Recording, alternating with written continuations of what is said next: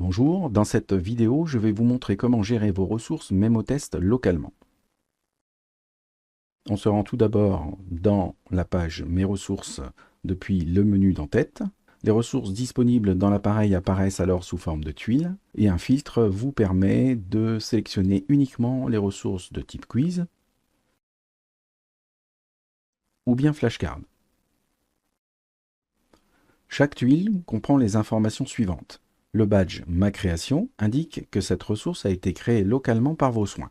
En dessous, un badge précise de quel type de ressource il s'agit, soit d'un quiz, soit un jeu de flashcard. Lorsqu'un badge en ligne est présent, cela signifie que le contenu est stocké dans un document CodeIMD distant que l'on pourra modifier directement en utilisant le bouton d'édition. C'est particulièrement utile pour apporter des modifications après la création de la ressource. L'icône poubelle sert à supprimer la ressource localement. Si c'est une ressource de type en ligne, elle continue tout de même d'exister dans son document CodeIMD distant. Par contre, elle n'est plus visible alors dans vos ressources locales, à moins de la recréer. Puis vient ensuite son titre, sa date de création, la date de mise à jour éventuelle, la date de la dernière utilisation et le nombre d'éléments qu'elle contient. Des boutons permettent ensuite d'agir sur la ressource sélectionnée. Le bouton Ouvrir permet de consulter et d'utiliser la ressource comme le ferait un élève. Le bouton Progression d'un jeu de flashcard permet de suivre la progression du jeu de cartes en révision espacée.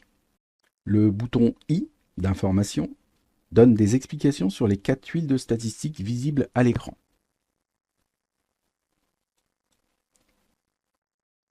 Le bouton Historique d'un quiz permet d'accéder à l'historique local des tentatives du quiz avec les scores obtenus.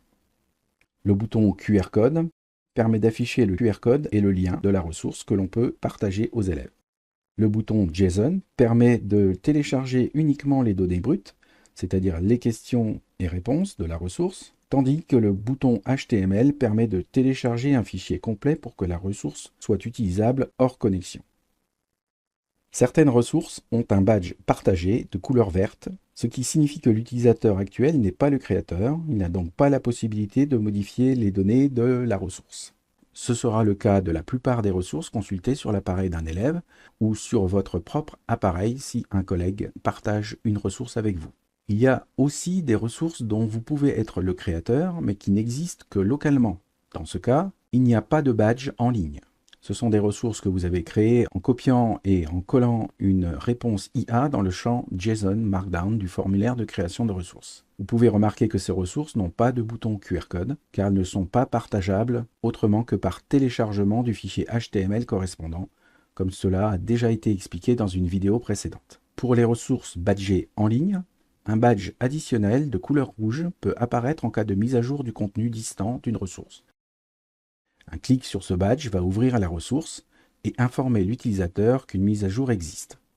Ce dernier peut alors choisir de garder la version locale ou bien mettre à jour la ressource vers la nouvelle version. C'est ce qui est conseillé en règle générale pour avoir une version à jour. Dans la page Mes ressources, lorsqu'une mise à jour a été acceptée, le badge de mise à jour n'est plus affiché et la date de dernière mise à jour est indiquée en vert sur la tuile de la ressource qui figure alors en première position dans la liste des ressources. Dans cette partie, je vais vous montrer comment modifier une ressource dont vous êtes le créateur, c'est-à-dire les ressources badgées Ma création.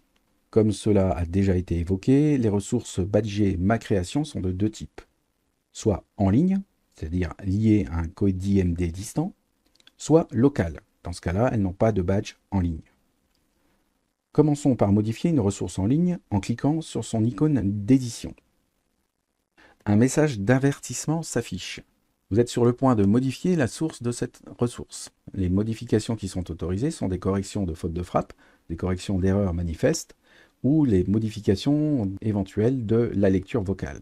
Par contre, il est déconseillé d'ajouter ou de supprimer certaines questions ou de cartes, si c'est un flashcard par exemple, ou de modifier profondément le contenu.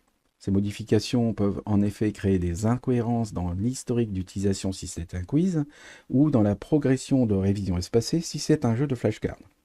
Pour les modifications importantes, je vous conseille de créer plutôt une nouvelle ressource. Donc là, on va cliquer sur le bouton « Continuer vers CodeIMD » et on arrive alors sur la page CodeIMD correspondante, que l'on peut modifier en entrant dans la zone d'édition. Ici, c'est du Markdown, qui est beaucoup plus intuitif que du JSON. On peut modifier facilement une question, une option de réponse, un indice, et éventuellement les lectures vocales si elles ne sont pas satisfaisantes. J'en profite pour vous parler des champs de lecture vocale que vous verrez parfois ou même assez souvent vides, surtout pour une matière non scientifique. En effet, MemoTest est conçu pour prononcer correctement des écritures mathématiques en code LaTeX. Pour parvenir à cela, des instructions précises sont données dans le prompt IA qui sert à la génération de la ressource. Ces règles définissent la prononciation à utiliser et l'IA va définir les phrases à prononcer vocalement en les écrivant dans les champs de lecture vocale du code Markdown. S'il n'y a pas de prononciation particulière à définir, le champ de lecture vocale restera vide. Si le champ de lecture vocale est vide, MemoTest utilise par défaut le champ normal de la question, ou des réponses selon le cas. En cas de mauvaise prononciation, vous pouvez donc agir en modifiant le champ de lecture vocale incriminé pour forcer la prononciation correcte si ce n'est pas bien fait de manière native. Toute modification dans un code IMD est immédiatement prise en compte, comme on peut le voir sur la partie droite. Et c'est aussi le cas dans MemoTest. En rechargeant la page Mes ressources, une vérification de mise à jour s'opère et, si nécessaire, MemoTest appose un badge de mise à jour disponible visible en rouge sur la tuile.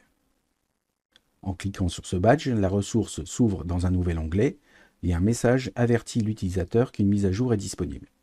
Il est alors conseillé de mettre à jour la ressource afin de garantir la prise en compte des corrections qui viennent d'être faites. Maintenant, modifions une ressource dont la source est locale, par exemple le quiz angle et triangle, en cliquant sur son icône d'édition. On a alors accès à une fenêtre contenant le code de la ressource au format JSON.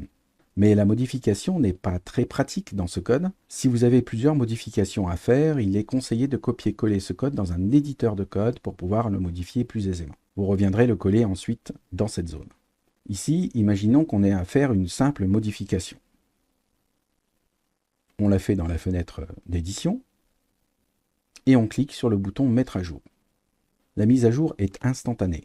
Il est à noter que, comme la ressource n'est que locale, il n'y a pas de bouton QR code ou de lien de partage, mais il est possible à la place de télécharger le fichier HTML autonome pour le diffuser aux élèves par les moyens habituels, par l'ENT, Moodle, ELEA, Pronote, etc.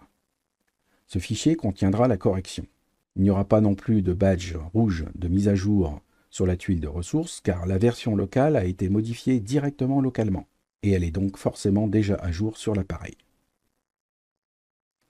En résumé, je vous conseille fortement l'utilisation de CodeIMD pour la création de ressources afin de faciliter la création elle-même, faciliter la conservation de cette ressource en dehors de l'appareil dans un emplacement unique accessible depuis votre portail apps.education.fr et cela facilitera également la mise à jour du contenu si vous avez quelques corrections à apporter.